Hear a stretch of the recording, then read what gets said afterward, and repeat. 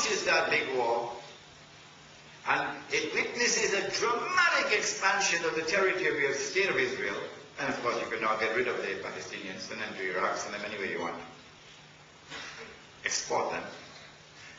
And the United States economy collapses because of an attack on the US dollar. At this time, Israel now becomes the ruling state of the world.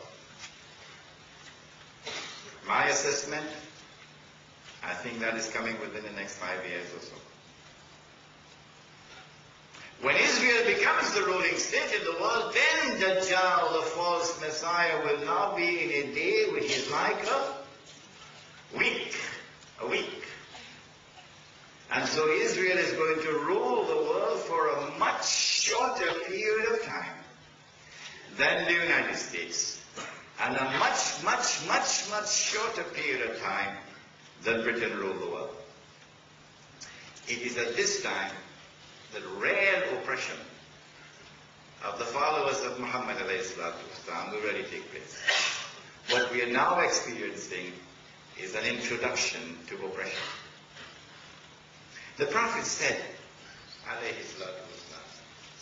he said that a man would pass by a grave and roll over the grave and would say, I wish I were in the grave rather than the dead man. Not because of religious reasons, but because of relentless oppression.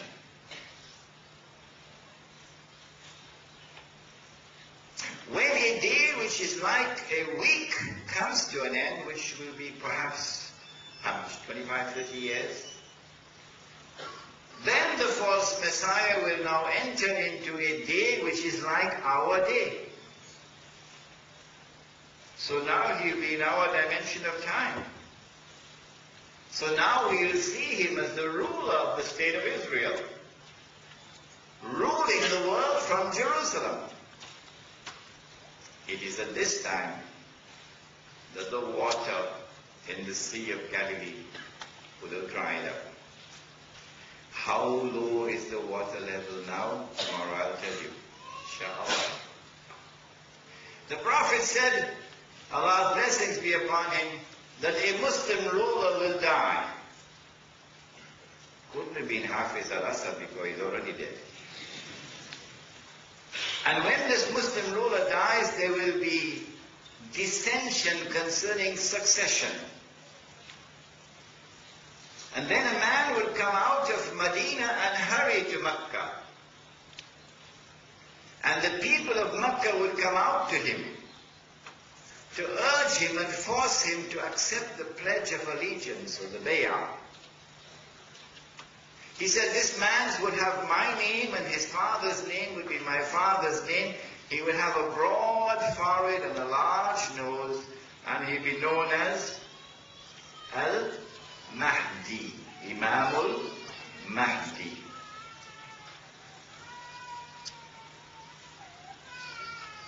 In order for the people of Mecca to come out to him, he had to be a well-known person. Mecca has always been a Sunni city. Mecca has never been a Shia city.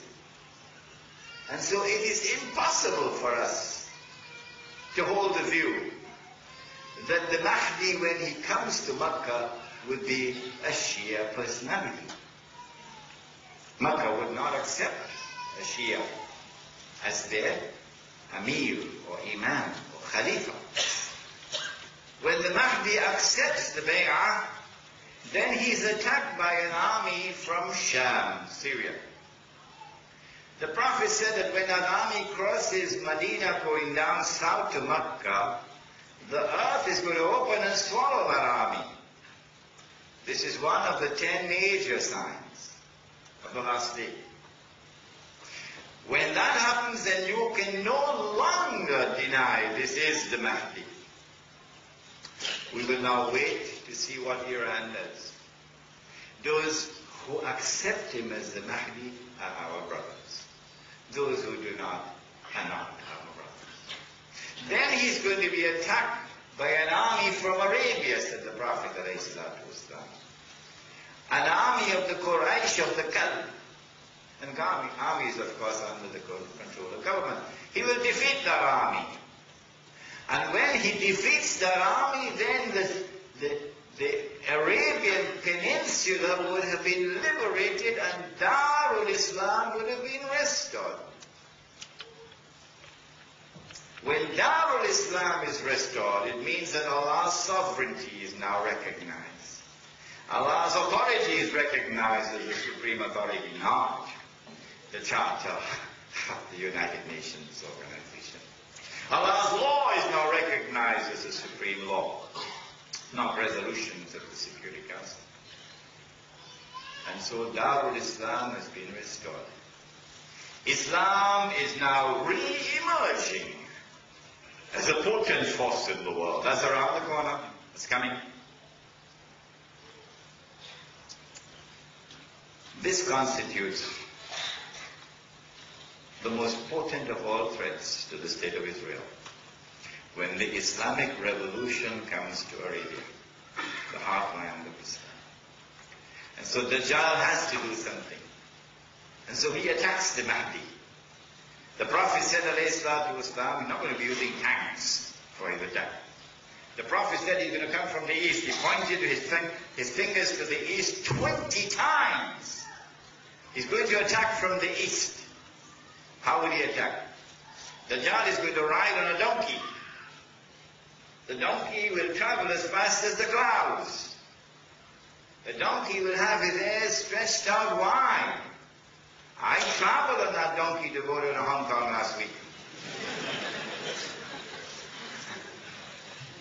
So, you're talking about fighter aircraft, big aerial warfare. Dajjal is strong in the air. He has command of the skies. He has his fighter aircraft. He has his helicopter gunships and so on. But when Dajjal attacks, the angels will defend Mecca and Medina, and Sahih Muslim says that the attack will be diverted to Damascus.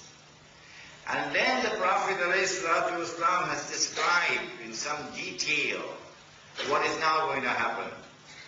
It is reminiscent of what happened over there by the Red Sea. When Moses alayhi salam and Banu Israel, it would seem were cornered.